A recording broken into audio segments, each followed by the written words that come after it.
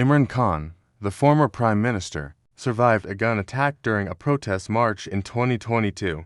The attacker claimed religious motives, but glaring inconsistencies raised serious questions. Imran Khan's security was withdrawn prior to the attack. CCTV footage from the scene went missing. The crime scene was compromised. Imran Khan directly accused a senior intelligence officer, but no independent investigation was allowed. Salim Shahzad was a journalist investigating links between the military and extremist groups. He was abducted in 2011 and tortured to death.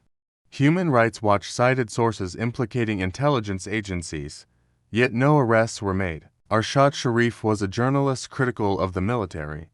He fled Pakistan after receiving threats and was shot dead in Kenya in what authorities called a case of mistaken identity.